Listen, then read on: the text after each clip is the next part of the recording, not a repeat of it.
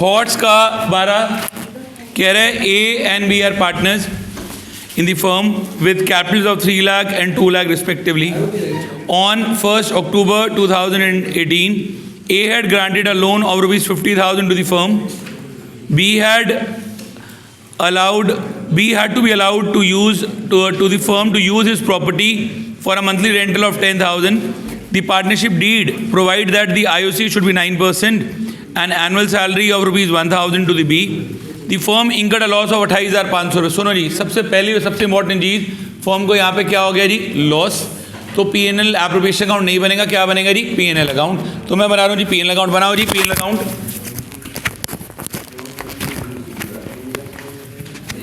ठीक है जी, ये आ गया जी मेरे पास पीएनएल अकाउंट. जब भी लॉस होता है तो पीएनएल अकाउंट ही बनता है. प्रॉफिट के केस में सिर्फ पीएनएल एप्रोप्रिएशन अकाउंट बनते हैं. तो ये आ गया जी पीएनएल अकाउंट. यहाँ आ गया पर्टिकुलर रुपीस. ठीक है जी, लॉस हो गया तो यहाँ लिखना है जी इसके लिए 2 लॉस.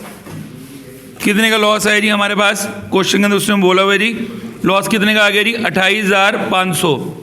अब मैंने अपने पार्टनर को क्या क्या देना है जरा हम लोग पढ़ लेते हैं. सबसे पहले तो हमने उसे क्या देना है जी, रेंट.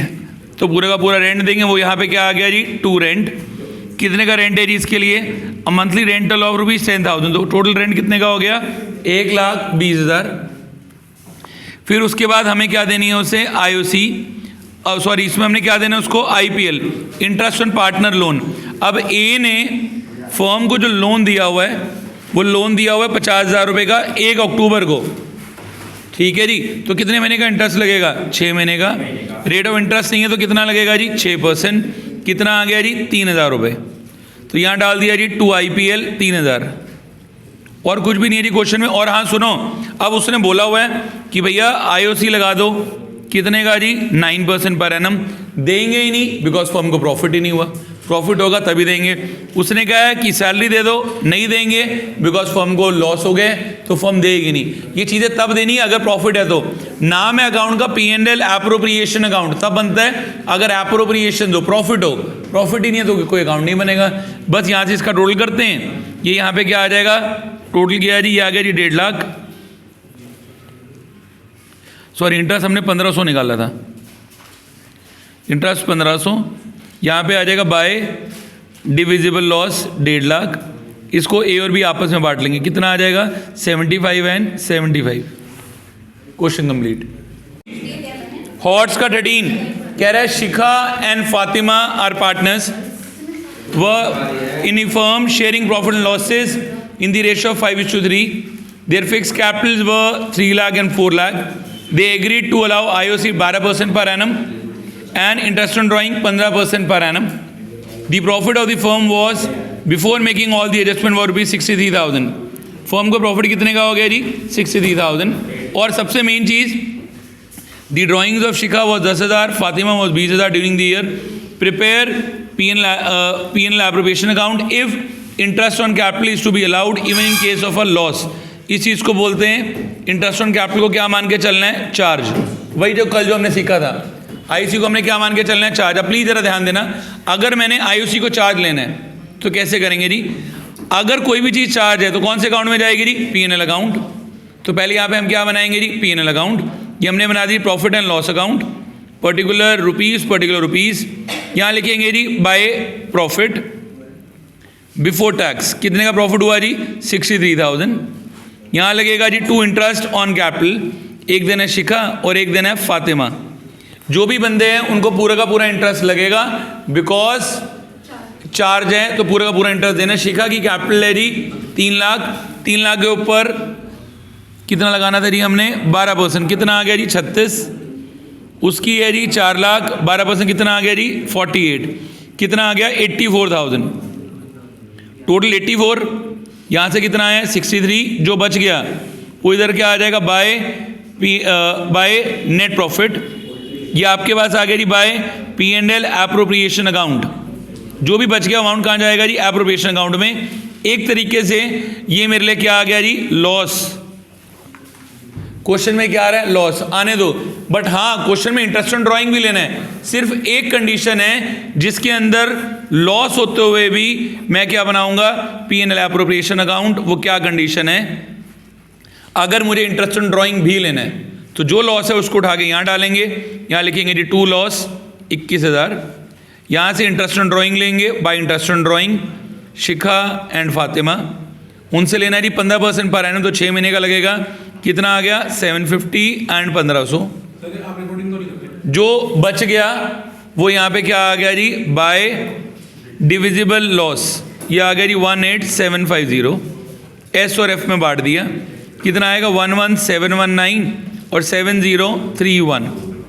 बस इस क्वेश्चन के अंदर नया काम क्या हुआ ये ध्यान दो।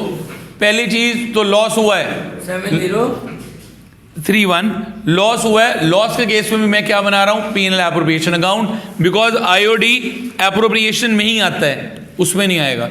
चार्ज है तो पूरा इंटरेस्ट लगाया, लॉस को उठा के यहाँ फेंका, आईओडी अपनी इनकम में डाला, बाकी बचा अमाउंट आपके लिए क्या आ गया, डिविजिबल लॉस। नए टाइप का क्वेश्चन है, बहुत अच्छा है जी, हॉट्स का 14, प्लीज जरा ध्यान देना। कह रहा है A B and C are partners, A contributed 50,000 for the whole year, B contributed 40,000, increase it to 46,000 at the end of the 4 months, but withdraw rupees 16,000 at the end of the 9 months. C invest 80,000 at the first, but withdraws 20,000 at the end of the 5 months. नीचे लिख दिया the firm had a profit of 23,750. You are required to show the distribution of profit based on the effective capital employed. भाई अभी तक जब भी हमने profit बांटा, हमने प्रॉफिट हमेशा किसकी रेशो में बांटा जी, अपनी प्रॉफिट शेयरिंग रेशो में। बट यहाँ पे क्या रहा है, प्रॉफिट बांटो कौन सी बेसिस पे, on the effective capital employed. Effective capital employed का मतलब होता है कितना पैसा आपने कितने टाइम तक यूज किया, उसे क्या बोल देते हैं, इफेक्टिव कैपिटल एम्प्लॉयड। ये मैं कैसे निकालूंगा, इसके लिए हम लोग अपना DAPP वाला मेथड फॉलो करते हैं। जैसे यहाँ पे सबसे पहले ए का लगा निकाल रहा हूँ, फिर बी और फिर सी। ए ने डाले 50,000 जो उसने पूरा 12 महीने तक यूज किए, तो इनटू क्या कर दिया 12, कितना आ गया जी 6 लाख रुपए। बी ने स्टार्टिंग में डाले 40,000 फॉर 4 months, 4 महीने के बाद इसने इसको कहाँ तक इंक्रीज कर दिया, 46,000 तक। एंड आफ्टर 9 months उसने 16,000 निकाल लिए, तो 46,000 कितने महीने के लिए यूज किए जी, 5 महीने। बाकी कितने बच गए अब 30,000, वो नेक्स्ट कितने महीने के लिए यूज कर लिए जी, 3 महीने। मल्टीप्लाई किया, कितना आ गया जी 160, यहाँ कितना आ गया जी 230, यहाँ कितना आ गया जी 90। टोटल कर लिया जी, हमारे पास आ गया 4,80,000। और सी का स्टार्टिंग में कितने थे जी, सी ने डाले थे जी हमारे पास 80,000 at first, but withdraws 20,000 at the end of the 5 months, तो 5 महीने के लिए कितना रहा जी 80,000, फिर 20,000 निकाल लिए, तो अब कैपिटल कितनी हो गई जी 60,000। कितने महीने के लिए जी, 7 महीने के लिए, 4 20 और कितना आ गया जी 4 लाख। टोटल कितना आ गया जी 8,20,000। ये मेरे पास तीनों की कैपिटल आ गई। एक तरीके से मैंने क्या निकाल लिया कि मैंने कितना पैसा कितने टाइम तक यूज किया। ए के कितने यूज किए जी 6 लाख, बी के कितने बन रहे हैं 480, सी के कितने बन रहे हैं 820। तीनों की रेशो बनाई 6 लाख 480 एंड 820। ठीक है जी, इसको सिंपलेस्ट फॉर्म में लेके आऊँगा। जब ये सिंपलेस्ट फॉर्म में आया, इसकी रेशो आई 30:24:21। ये आपकी प्रॉफिट शेयरिंग रेशो आ गई, ये आपकी क्या आ गई, प्रॉफिट शेयरिंग रेशो। अब इसमें प्रॉफिट बांटना है, यहां लिखेंगे जी बाय नेट प्रॉफिट। कितने का एनपी है जी हमारे पास 23,750। इसको बांटेंगे, यहां क्या आ गया जी 2DP 23,750, और अब की बारी इस रेशो में बांट देंगे 30, 24 और 21। ये आ गया 7,500, 6,000 और 10,250। इस क्वेश्चन में क्या नया पार्ट है, बस ये बता रहा हूं कि भाई हमें देखना है कितना पैसा कितने टाइम तक यूज किया। तो मैंने एक तरीके से प्रोडक्ट मेथड लगाया हुआ है, DAPP वाला। हॉट्स का 15th बहुत शानदार क्वेश्चन है कि जितने मैंने आज क्वेश्चन कराए हैं सारे वेले लीस्ट इम्पोर्टेंट क्वेश्चन है। स्कूल वाला यही पूछता था, ये शानदार है। ठीक है जी, पर बोर्ड वाला नहीं पूछता, पर फिर भी हमें सीखना है एक बारी। कह रहा है A and B are partners sharing profit in the ratio 2:1। A is a non working partner. Non working partner का मतलब कह रहा है भैया मैं काम नहीं करूंगा, and has contributed 12 lakh as capital. B is a working partner. The partnership deed provide for the IOC at the rate of 10% and salary of 7,500 per month to the working partner. The NP was rupees 70,000. जरा एक बार ध्यान देना, देखो question में दो partner है ए और B, इनकी रेशियो क्या थी 2:1। ए ने बिजनेस के अंदर कैपिटल लगाई 12 लाख।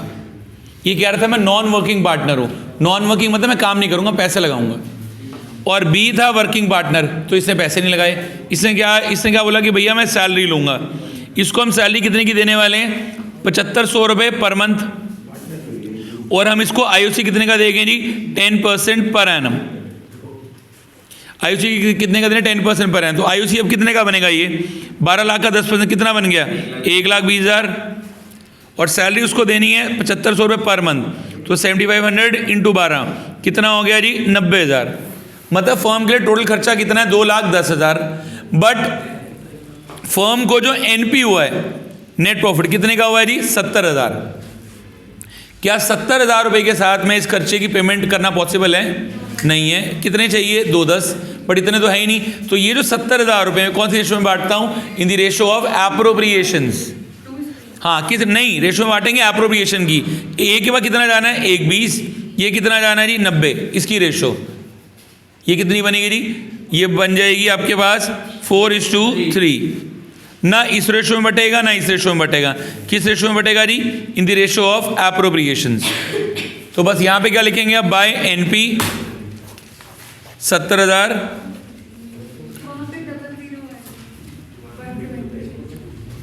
1,20,000 सही तो है। और फिर 2 DP की यहाँ पे लगाएंगे जी 2 IOC एंड 2 सैलरी।